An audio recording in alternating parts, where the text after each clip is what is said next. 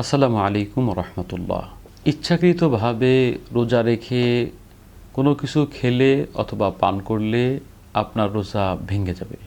আপনার রোজা ভেঙে যাবে যদি ভুলক্রমে কিছু খাওয়ার পরে রোজা ভেঙে গেছে এ কথা মনে করে পরবর্তীতে ইচ্ছে করে আপনি কিছু খান, তাহলে আপনার রোজাও ভেঙে যাচ্ছে।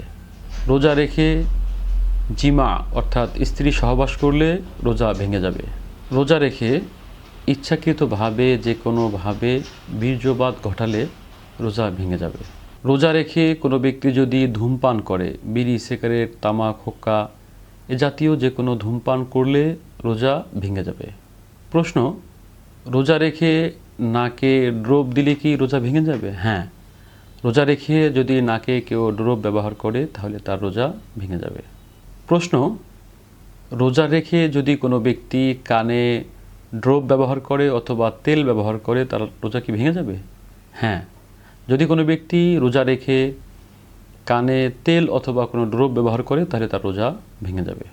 প্রশ্ন, ইনহেলাল ব্যবহার করলে কি রোজা ভেঙে যাবে? হ্যাঁ, যদি ইনহেলালের সাথে ওষুধ থাকে তাহলে ইনহেলাল ব্যবহার করলে রোজা ভেঙে যাবে। রোজা রেখে ইচ্ছাকৃতভাবে কেউ যদি মুখ ভরে বমি করে তাহলে তার রোজা ভেঙে যাবে। রোজা রেখে দাঁতের ফাঁকে আটকে থাকা ছোলা বা তার থেকে বড় কোনো জিনিস যদি কেউ গিলে ফেলে তাহলে তার রোজা ভেঙে যাবে। নারীদের ঋতুস্রাব বা মাসিক হলে কি রোজা ভেঙে যাবে? হ্যাঁ, যদি রোজা অবস্থায় নারীদের ঋতুস্রাব অথবা মাসিক হয়, মেন্স হয়, তাহলে তার রোজা ভেঙে যাবে।